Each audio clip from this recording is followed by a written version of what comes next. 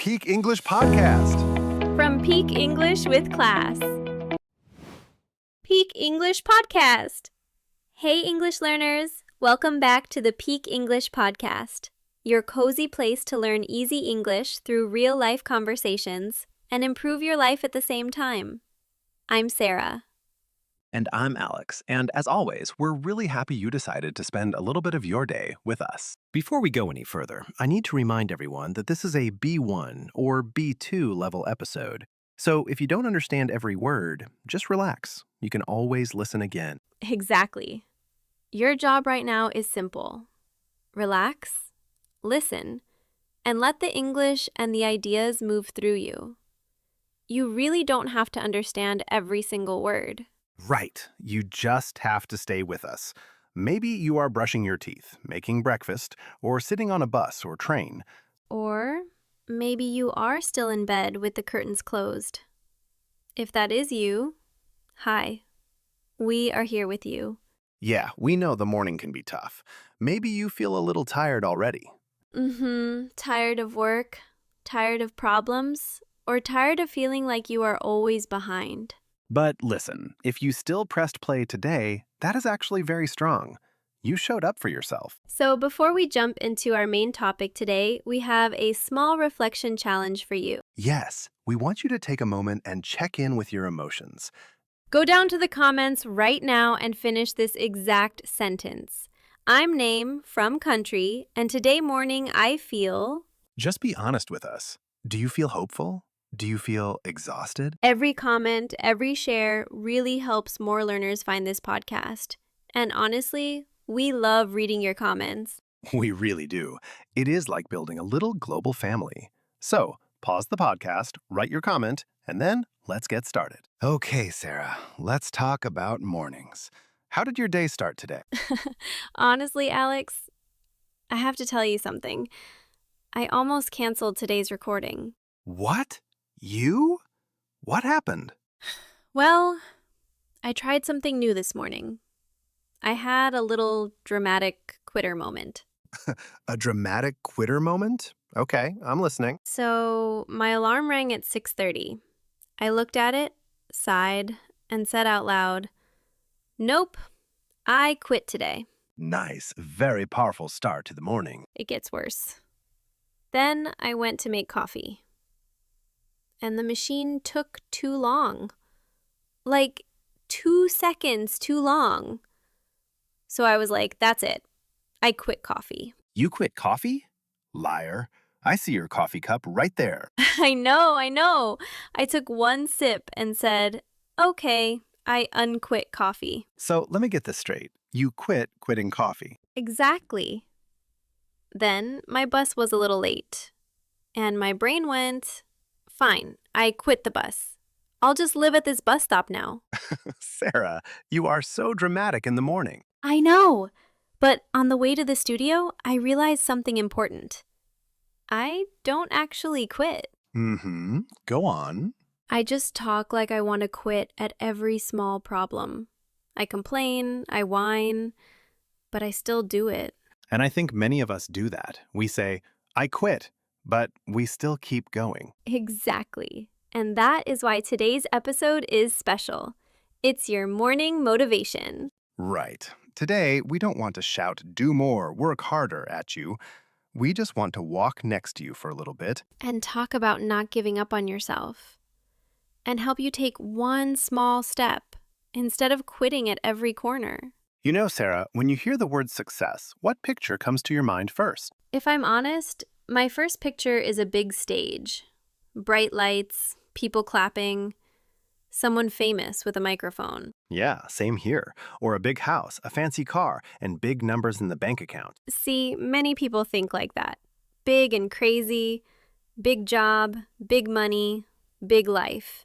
But the more people I meet, the more I feel this. Most of the time, success is very quiet. Quiet? What do you mean by quiet? Well, success is often just this simple thing. You don't stop. You keep going when it's boring, when it's slow, and when nobody is clapping for you. I really agree. I had a student once. She was not the fast student, not the star, but she was relentless. Let's stop there. Relentless. That is a great word. That means she didn't stop, right? She kept going again and again, even when it was hard. Exactly. To be relentless means you never give up. For example, a professional athlete is relentless with their daily training. They don't skip days. Wow. So, how is your student relentless? She sent me a small English voice note every single day for 30 days. Just 30 seconds long. Every day? Even on weekends? Yes, sometimes she was tired. Sometimes she had a bad day at work. But she still did it. And how were the other students in that class? Some of them started very excited, sending big messages like, "Teacher, I will do 1 hour every day." I know that feeling. Motivation at the start is easy. But after 1 week, their effort became half-hearted. Okay, half-hearted. Let me explain that idiom. Half-hearted means you do something, but your heart is not really inside it.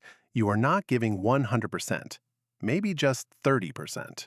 Right, like when you clean your bedroom but you just push all the clothes under the bed. That is a half-hearted cleaning job. I am guilty of doing that. So, they only practiced English a little bit when they had time or when they felt like it. Exactly. But after 30 days, that relentless student sounded so different. Her voice was more confident and more relaxed. So, she didn't become a Hollywood movie star. She just became the person who didn't stop. Yes, that was her success. And I think for our listeners, success can start like that too. Not big and crazy, just, I don't stop like other people. I keep walking. If you are listening right now, you already have that. You didn't quit. You're here. And we are proud of you for that. But Alex, we say keep walking, but sometimes the road looks so long. True. When you think of a big dream, a new job, a new country, good English, it looks like a huge mountain. Yeah. You stand down there, look up, and think, oh no, this is impossible. I remember when I started running, I wanted to run 5 kilometers. For some people, that's easy. For me, it was like 5,000 kilometers. Same. I remember that feeling when I started working out. When I looked at the number 5 kilometers on the app, it was like a mountain. But my coach told me something very simple. What did he say? He said, Alex, this mountain is not one big rock. It's many small rocks. Oh, I love that. He said, today you just run 5 minutes. Tomorrow 7. Next week 10. You don't have to jump from 0 to 5 kilometers in one day. Yes, I think it's the exact same with English. You hear B2 level or C1 exam, and it feels like a huge wall. Yeah, but that wall is not one thing. It's many small things. One new word, one short conversation, one podcast episode like this. So this brings us to our first tiny habit for today. Choose one non-negotiable step. Non-negotiable. Let's explain this to the listeners. Non-negotiable means you don't talk about it, you don't change it, you don't cancel it, you just do it. Like paying your taxes. You don't wake up and say, should I pay the government today? Let's negotiate. No, it is non-negotiable. Great example. Or like brushing your teeth. You don't have a meeting in your head to decide if you will brush your teeth today. You just do it. So maybe our listeners can choose one non-negotiable step for their English. Just one. For example, every day I read one page in English. Non-negotiable. Or every night before bed, I write 2 sentences about my day in English. The mountain is big, but it's made of these small, non-negotiable steps. You don't have to climb the whole mountain today. You just have to take your step today. Okay, we have our small steps. But Sarah, there is another big thing we need to talk about, and that is our attitude. Yes, because honestly, sometimes life is just not fair. It really isn't. Oh, yeah. Your boss is unfair, your teacher is not helpful, or your family says, why are you wasting time with English? And sometimes bad things really happen. You lose a job, you get sick, people hurt you. that pain is completely real. Right. In those moments, it is so easy to say, poor me, everything is against me. But when we talk like that, we often stand on the fence. Ah, stand on the fence. Let me explain that idiom to our listeners. It means you are not really choosing something, you are just stuck in the middle. Exactly. Like when you go to a restaurant and you can't decide between pizza or pasta. You are on the fence. Right. You are not 100% a victim, but you are also not the captain of your life. You are just stuck. We complain, we feel sad, we scroll on our phones. We hope something changes, but we don't actually move. So there is one big question here. Do I say, I can't because of them? Or do I say, okay, this is hard, but what can I do right now? Yes. Because if we are honest, sometimes we also self-sabotage. Oh, self-sabotage. That is a big psychological word. Let's break it down. It means you hurt your own progress. You do something that is bad for you. Right, like when you want to lose weight, but you eat a whole chocolate cake at midnight. You are ruining your own goal. Exactly. Or with English, you say, I really want to speak better English. But then you watch 3 hours of social media every evening and never practice. Or you say, I will start on Monday, every single week. And Monday never comes. That's self-sabotage. But the truth is, life makes the road.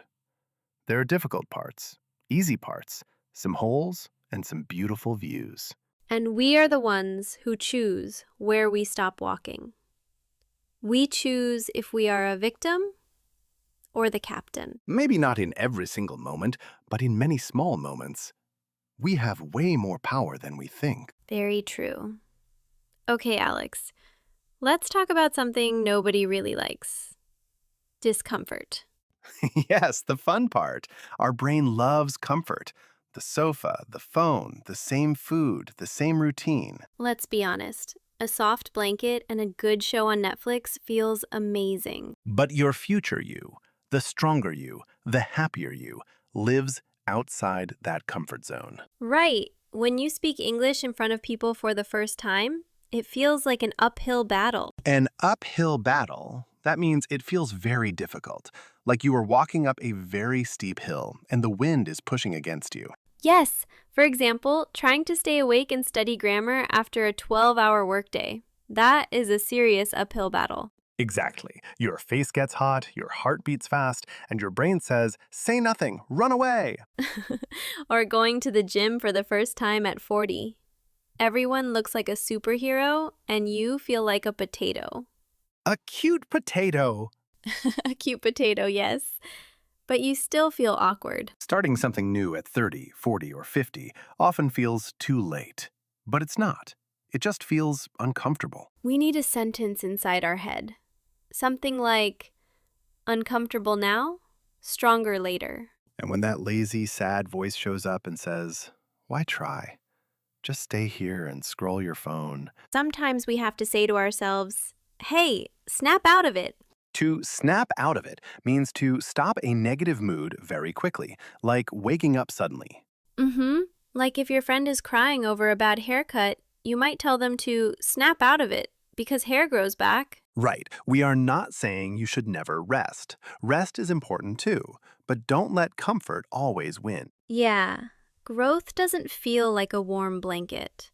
Growth feels like a cold shower at first. It's like, no. But then you feel more awake and more alive. Maybe right now, for some listeners, this episode is your small cold shower. If it is, just know we're here with you. You're not alone in that feeling. You know, there is one idea I really love. You can always begin again. Yes. Many people say, I failed before. That's it. This is who I am now. I'm lazy. I always quit. Or they say, I stopped learning English for 2 years, so it's over. I lost my chance. But that's not the truth. That's just an old story. Yes, sometimes we get a wake-up call. A wake-up call is a strong event that shows you that you must change right now. Exactly. Like if you sleep late every day and your boss finally says, if you are late again, you lose your job.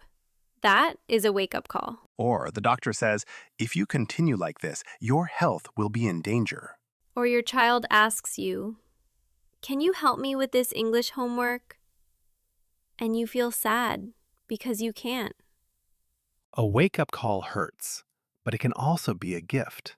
It tells you now is the time to flip the script. I love that phrase. To flip the script means to change the usual story. You change the role you play in your life. Yeah, for instance, if you are always the quiet person in meetings and one day you speak up and lead the project, you flipped the script. Right. Old script. I always quit. New script. I used to quit, but now I'm learning to finish things. Old script. I hate English. New script. English is difficult, but I'm not running away this time. Your life is like a notebook. You can turn the page. You do not have to write the same story forever just because you started it. And the beautiful part is, your new story can start with a very, very small first sentence. Maybe that small first sentence is today's 10 minutes of English. Or today's decision. I am not done with myself yet. Perfect. And that decision lives in something very important and very boring. Tiny daily choices. Yes, the boring magic. Big change doesn't come from a big miracle. It comes from many small, boring decisions. You drink 1 glass of water instead of soda. You read 1 page in English. You walk 5 minutes. In the moment, it looks like nothing. Your brain says, why do this? It's so small. But after 100 days, it's not small. It's huge. The problem is, many of us fall into a rut. To fall into a rut means you get stuck in the same boring, unhelpful routine. Right, like when you eat the exact same sandwich for lunch every single day for a year, you are in a rut. Or the work, phone, sleep rut. Wake up, work, come home, phone, sleep, repeat. And we think, one day I'll change. But one day never comes. So we want to give our listeners one tiny practical mission for today. Here it is. Today, record a 20-second voice note in English about your day. Just 20 seconds. Or, if you really don't like your voice, write 3 sentences about how you feel right now. Just 3. You can keep it private, or you can send it to a friend, or post it somewhere. But do it. And if your brain says it's too small, it doesn't matter. Remember, mountains are made of tiny rocks. Your future English is made of tiny, boring, beautiful actions. And Sarah, there is one more part to this puzzle. Silence. Yes. Today, our minds are so incredibly noisy. Phone notifications, messages, videos, music, news. Our brain just doesn't get quiet time. But when you walk alone with no phone, or sit in silence for 10 minutes, something interesting happens. Your real voice comes back, not Instagram's voice, not your boss's voice, not your parents' voice, your own voice. And that quiet voice sometimes asks hard questions. Like, if I continue like this for 5 years, will I be happy? Or why did I stop doing the things that made me feel alive? That honest voice is your friend. It doesn't want to attack you. It wants to guide you. So maybe after this episode, you can go for a short walk with no phone, or sit by the window and just look outside for 10 minutes. Let your thoughts come. Don't push them away. Just listen. And then maybe make one small decision. I will keep walking. I will not stop at this point. Wow, that was a really deep conversation, Alex. It was. And before we jump over to the word tour, let's briefly summarize the actionable steps we talked about today. Step number 1. Choose one non-negotiable step for your English. Just one small thing that you do every single day without negotiating with your lazy brain. Step number 2. Use the boring magic. Your mission today is to record a 20-second voice note or write 3 short sentences about your day. Step number 3. Find 10 minutes of silence. Put your phone away, sit by a window, and just listen to your own honest voice. Exactly. Slow is okay. Tired is okay. Confused is okay. But the only thing that really stops your story is stopping. We really don't want you to stop in your English journey. You are doing great. All right, my friend, it is time for the word tour, our little vocabulary walk. Yeah. We will take a slow walk through some of the important words and phrases from today's conversation. We do this so they can truly stay in your English and in your heart. You can repeat after us to practice your speaking. Let's begin. Our first word today is relentless. When a person is relentless, they just don't stop. They keep going again and again, even when it is hard. It means you have a lot of determination. For example, my little brother was relentless. He asked me for candy 50 times until I finally said yes. That is a great example. Or you can use it for weather. The summer heat was relentless this year. It never cooled down. All right, now it is your turn. Repeat after me. Relentless. Relentless. Excellent. Let's move to the next phrase. Half-hearted. If you do something half-hearted, you don't give your full energy. You are not really into it. Right. It is like your body is there, but your heart is not. For example, I gave a half-hearted apology because I wasn't actually sorry. We have all done that. Or how about this? He made a half-hearted attempt to fix the sink, and it is still leaking. Your turn, listener. Repeat after me. Half-hearted. Half-hearted. Great job. The next word is very useful. Non-negotiable. If something is non-negotiable, it means you will not change it. It is a strict rule for you. Yeah, you don't debate it. For example, for me, having a cup of coffee in the morning is non-negotiable. I need it. Exactly. Or in a business meeting, the price of this car is non-negotiable. I cannot go any lower. Let's practice. Repeat after me. Non-negotiable. Non-negotiable. You are doing wonderfully. Now, let's look at the idiom on the fence. When you are on the fence, it means you are not sure. You don't say yes or no. You are just in the middle. Right. You are still thinking and deciding. For example, I am on the fence about going to the party tonight. I'm really tired. Or, she is on the fence about buying a new phone. Her old one still works fine. Give it a try. Repeat after me. On the fence. On the fence. Perfect. The next one sounds a bit strong.